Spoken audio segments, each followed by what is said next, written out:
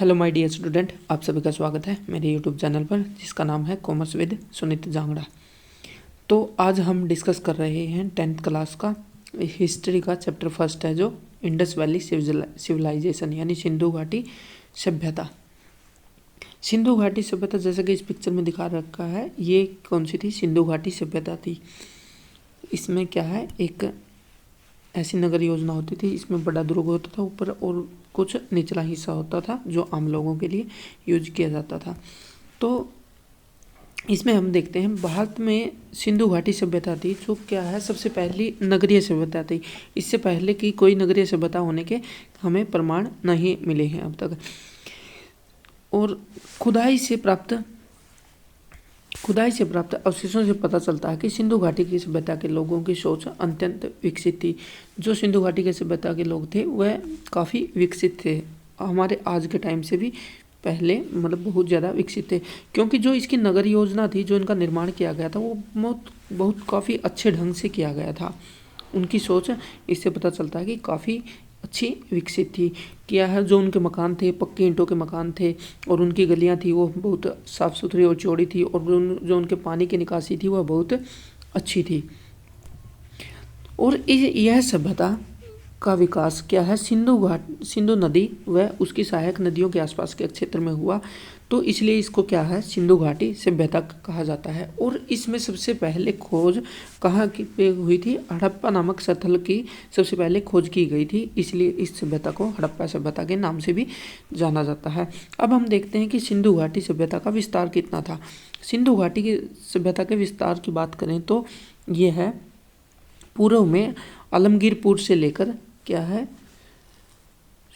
सुतकांगेडोर तक थी, और ये क्या है, उत्तर में मांडा से लेकर और क्या है, कहाँ तक थी, दायमाबाद तक इसका क्या था, दायमाबाद तक इसका विस्तार था। और जो इसका विस्तार का एरिया देखें तो हम ये यानी उत्तर से लेकर दक्षिण तक कितना था, ये 1400 किलोमीटर का एरिया था, और पूर्व से लेकर पश्चिम तक इसका एरिया कितना था, 1600 किलोमीटर का एरिया था। इस प्रकार ये इतने एरिया में फैली हुई थी। तो इसके मेन इसमें देख सकते हैं कि हम जहाँ से क्या है, सिंधु नदी आ रही है, वहीं पे क्या थी, इस सभ्यता का विकास हुआ था। जैसे ये हड़प्पा हो गया और धोलावीरा हो गया, ठीक है। इस प्रकार से क्या है, ये कालीबंगा हो गया, मित्थाथल हो गया, भगवानपुरा, ये सभी हरियाणा में आते हैं। मित्थाथल और भगवानपुरा और राखीगढ़ी भी क्या है, इसका एक अहम स्थान माना जाता है, और ये भगवानपुरा कुरुक्षेत्र में है। इस प्रकार ये जहाँ से सिंधु नदी बहती थी उसके आसपास के जो एरिए को है क्या, वहाँ पे इसका क्या है, विस्तार माना जाता है।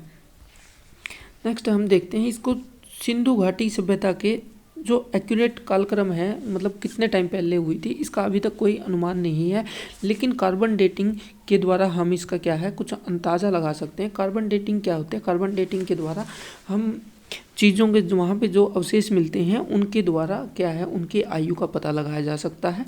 इस प्रकार इसके जो कालखंड है यानी कब कब ये हुई होगी, इसको 3 पार्ट में डिवाइड किया गया है। सबसे पहला है प्रारंभिक हड़प्पा संस्कृति व प्राक हड़प्पा संस्कृति। इसको है 3200 ईसा पूर्व से 2600 ईसा पूर्व तक माना जाता है। ईसा पूर्व का मतलब होता है BC यानी बिफोर क्राइस्ट।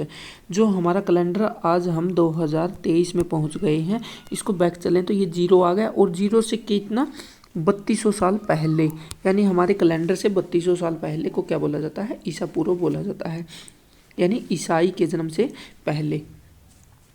फिर इसका सेकंड पार्ट है, सेकंड पार्ट में जब ये परिपक्व कब हुई, हड़प्पा सभ्यता अथवा परिपक्व हड़प्पा सभ्यता को माना जाता है 2600 ईसा पूर्व से 900 ईसा पूर्व तक इसका कालक्रम माना जाता है कि अराउंड ये 2500 ईसा पूर्व क्या है, ये हुई होगी। और हड़प्पा संस्कृति के बाद को यानी उत्तर अवधि जब तक ये खत्म होने की कगार पर पहुंची गई, तब इसका कालक्रम माना गया है 1900 ईसा पूर्व से 1300 ईसा पूर्व। तो हम मोटा मोटी कह सकते हैं कि ये है 3200 ईसा पूर्व से 1300 ईसा पूर्व तक हड़प्पा काल माना जा सकता है। फिर हम देखते हैं कि इसकी नगर योजना कैसी थी, ठीक है। सरस्वती सिंधु सभ्यता की नगर योजना बहुत विशिष्ट थी, क्योंकि वहाँ के जो लोग थे काफ़ी एडवांस टेक्नोलॉजी को यूज करते थे, जिसमें क्या है उनकी रक्षा दीवारें होती थी, सड़कें होती थी, नालियाँ, भवन और ईंटों का माप है। इन सभी से क्या है उनकी नगर योजना यानी उनके सोचने की शक्ति के बारे में पता चलता है कि वो कैसे कैसे इनका निर्माण करते थे। जो क्या है सिंधु घाटी की सभ्यता की जो सड़कें थी वो समकोण पे काटती थी। इस प्रकार नगर योजना एक ग्रिड प्रारूप अर्थात जाल पद्धति के रूप में दिखाई देती है। जैसे कि सभी सड़कें क्या है 90 डिग्री पे काटती थी, इस प्रकार क्या है ग्रिड के रूप में यानी एक आकृति के रूप में ये अच्छे से दिखता है।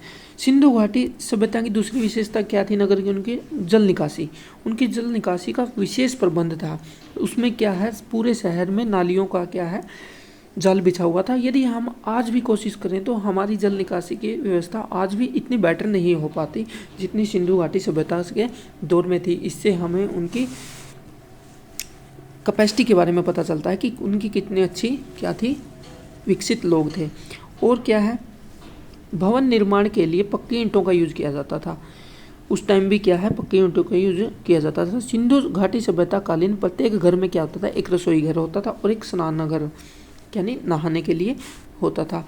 और जो उनका दुर्ग था यानी टीला था उसको दो पार्ट में डिवाइड किया गया था। एक तो पश्चिमी टीला यानी जिसे क्या दुर्ग कहते थे, जबकि दूसरा क्या था पूर्वी टीला जिसे निचला नगर कहते थे। जैसा कि मैं आपको दिखाऊं ये रहा, जो ये ऊपर है इसको क्या है पश्चिमी दुर्ग बोला जाता था और जो नीचे ये आ गया इसको क्या है निचला वर्ग बोला जाता था। जो ऊपर का टीला था इसमें सभी प्रशासनिक काम होते थे, राजा वगैरह सभी इसमें रहते थे और आम जनता क्या है निचले हिस्से में रहती थी।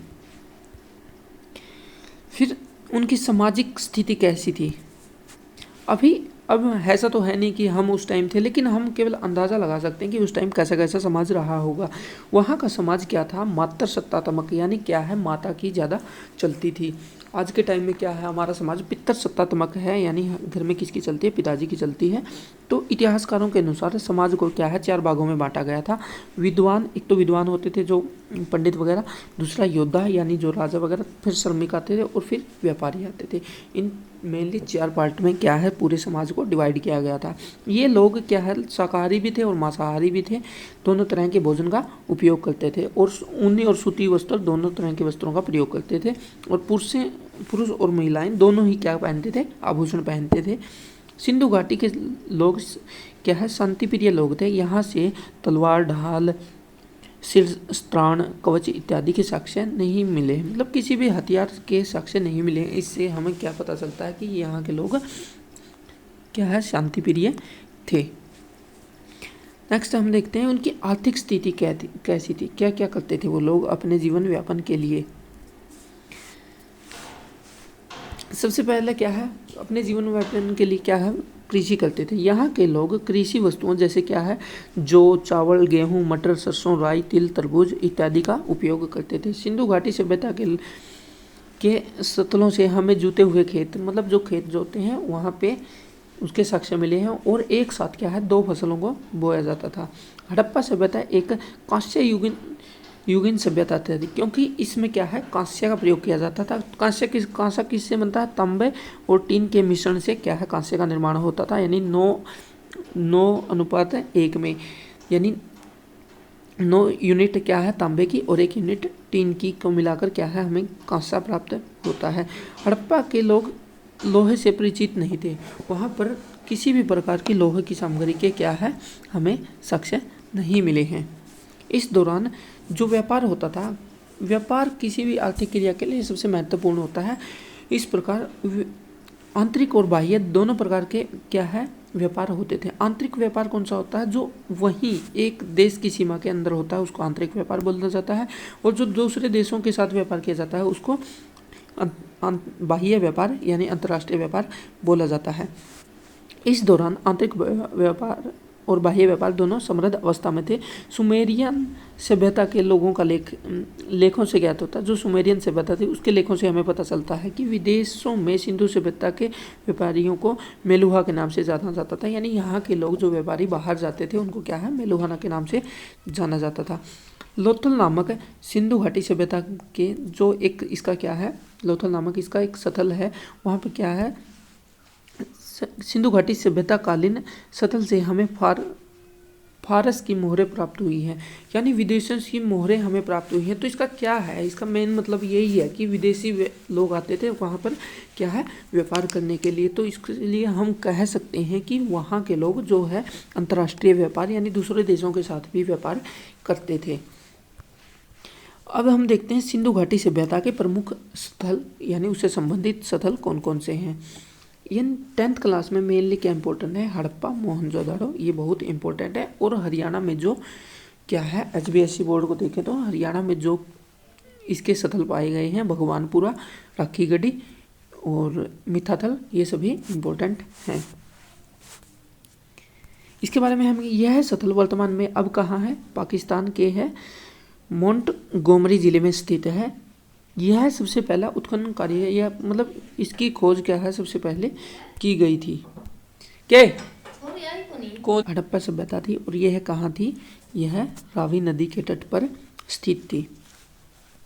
सबसे पहले इसकी खोज क्या थी, 1826 ईस्वी में एक अंग्रेज पर्यटक आया था, चार्ल्स मेसन ने इसके टिल्ले के बारे में जानकारी प्राप्त हुई थी। लेकिन वास्तविक तौर पर इसकी खुदाई का क्या है, श्रेय किसको जाता है, 1921 में दयाराम साहनी के नेतृत्व में आरंभ हुई थी। ठीक है, इस स्थल पर आबादी वाले क्षेत्र के दक्षिण भाग में एक कब्रिस्तान प्राप्त हुआ। यहाँ पर क्या है, एक कब्रिस्तान प्राप्त हुआ जिसे विद्वानों ने कब्रिस्तान एच का नाम दिया था।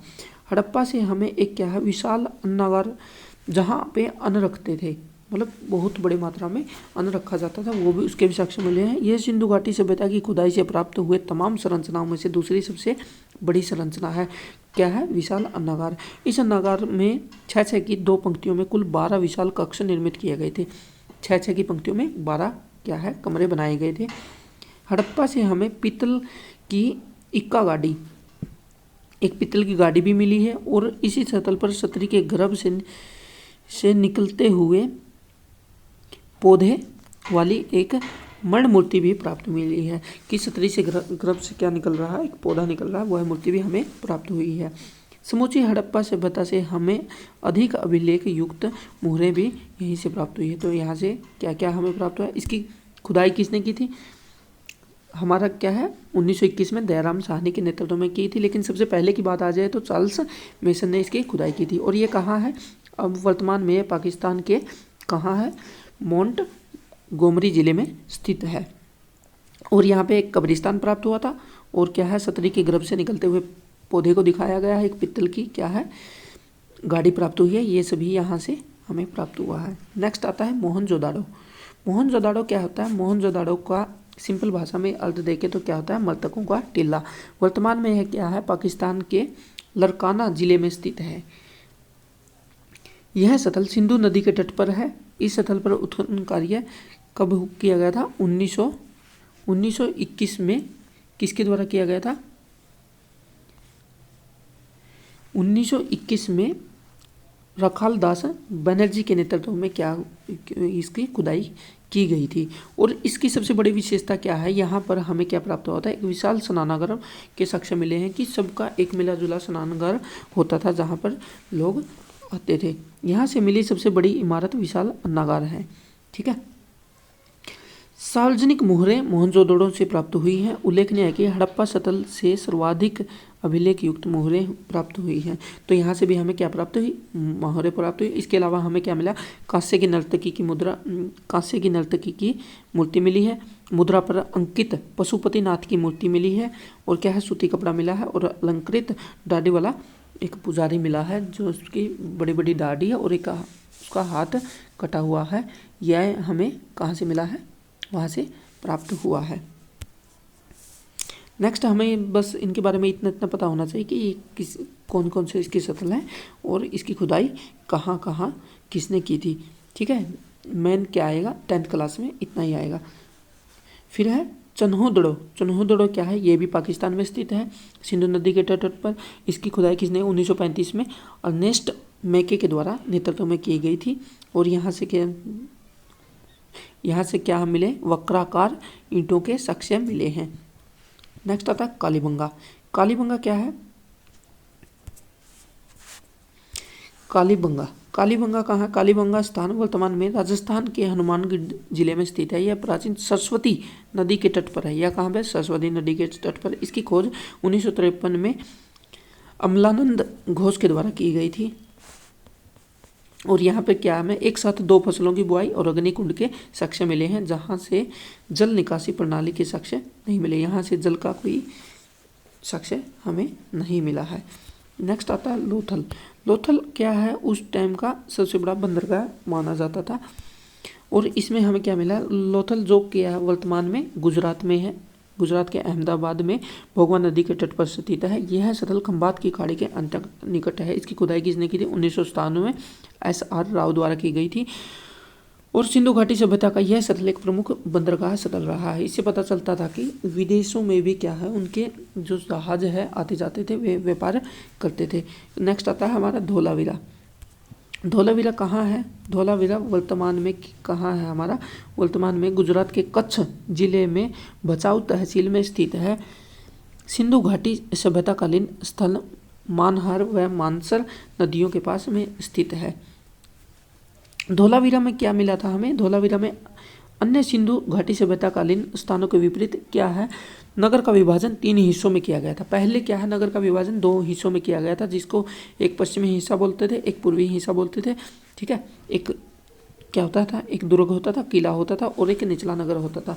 लेकिन यहाँ पे क्या है? 3 पार्ट में डिवाइड किया गया है। सिंधु घाटी सभ्यताकालीन अन्य नगरों को 2 भागों में विभाजित किया गया था। धोलावीरा में हमें बांध अथवा कृत्रिम जलाशय के साक्ष्य मिले हैं कि वो उनके लोगों भी क्या था? जल प्रबंध के बारे में अच्छी जानकारी उनको मौजूद थी। इसके अलावा क्या है?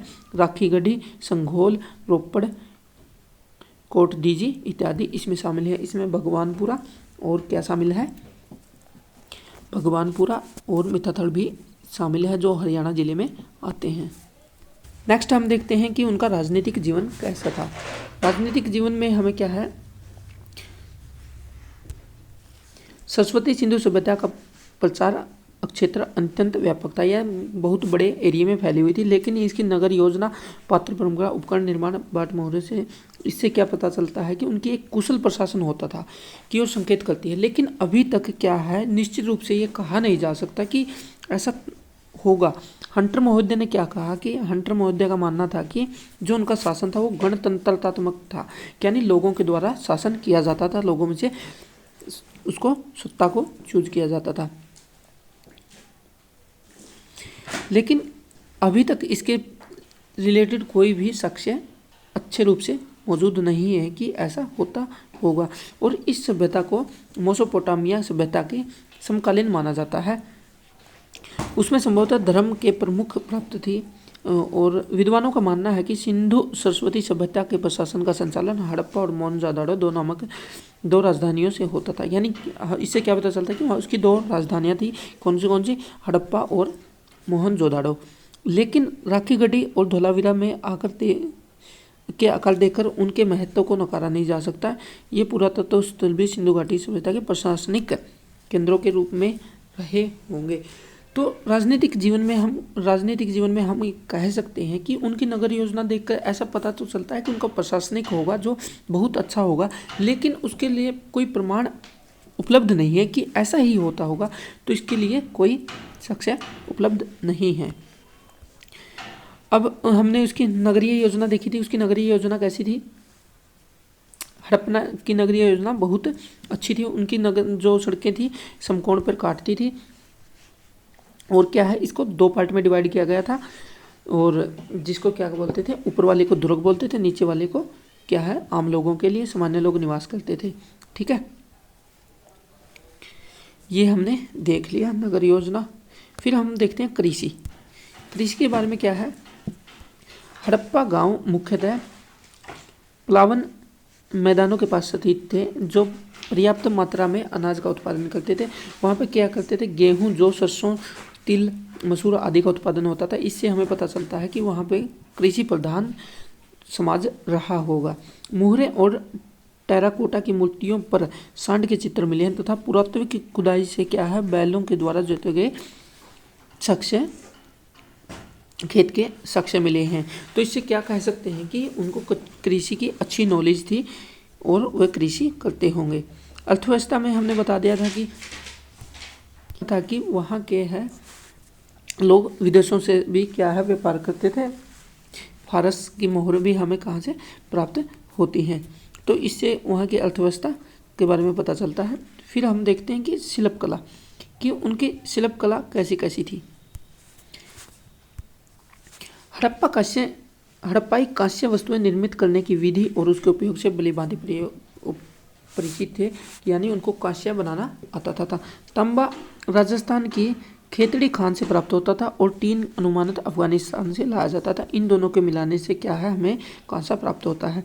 बुनाई उद्योग के प्रयोग के जाने वाले ठप्पे भी वहाँ से प्राप्त हुए हैं। बड़ी बड़ी ईंटें क्या है, जिसके द्वारा क्या है राजमिस्त्री अस्तित्व का पता चलता है कि वहाँ पर अच्छे मिस्त्री रहे होंगे। और इससे क्या है, वहाँ पर एक हमें क्या मिला था, बंदरगाह मिला था। इससे पता चलता है कि उन्हें जहाज़ बनाने के बारे में यानी नाव बनाने के बारे में भी पता होगा। इस प्रकार ये उनकी शिल्पकला के बारे में आते हैं।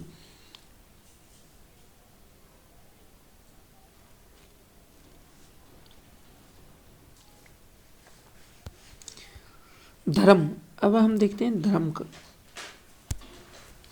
उनके लोगों का धार्मिक जीवन कैसा था। टेराकोटा की लघु मूर्तियों पर एक महिला का चित्र पाया गया है, जिसमें क्या है, महिला से क्या है, उसके गर्भ से निकलते हुए एक पौधे को दिखाया गया है। तो क्या थे, वो पृथ्वी की पूजा करते थे। यदि महिला के गर्भ से पौधे निकलते दिखाया गया तो इसका मतलब क्या है, वो पृथ्वी की पूजा करते थे। जिस प्रकार मिस्र के लोग नील नदी की पूजा करते हैं, उसको देवी मानते हैं, इसी तरह ये क्या है, पृथ्वी को पूजते होंगे। पुरुष देवता के रूप में मोहरों पर 3 श्रृंगी चित्र पाए गए हैं, जो योग मुद्रा में बैठे हुए हैं।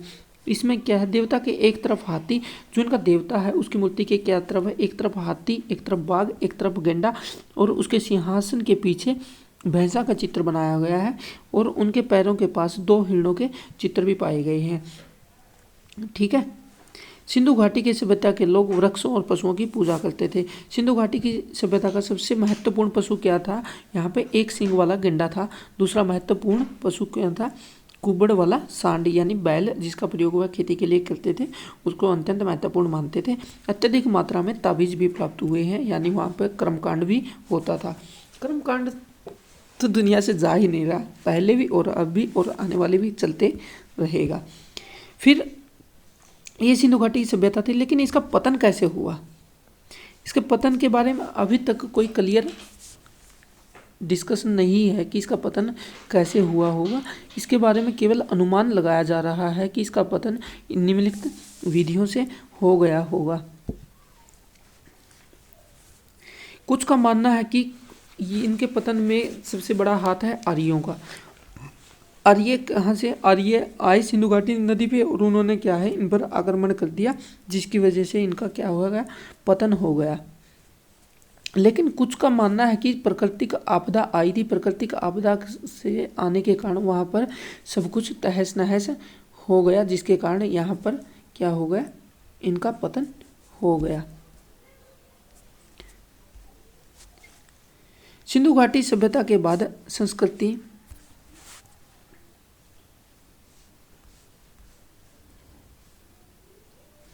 सिंधु घाटी सभ्यता के बाद की संस्कृतियों में ऐसे तत्व पाए गए हैं जिससे सिद्ध होता है सभ्यता आक्रमण के कारण एकदम विलुप्त नहीं हुई। कि मतलब इससे क्या होता है कि आक्रमण नहीं हुआ होगा, आहिस्ता आहिस्ता क्या है उसका गठन यानी उसको समाप्ति हुई है। दूसरी तरफ से बहुत से पुरातत्ववादी सिंधु घाटी सभ्यता के पतन का कारण प्राकृतिक जन्य मानते हैं, यानी बाढ़ आई होगी या कोई जलवायु परिवर्तन हुआ होगा। ठीक है, इनको भी माना जाता है। प्राकृतिक कारण में भूगर्भीय तथा जलवायु संबंधी हो सकते हैं।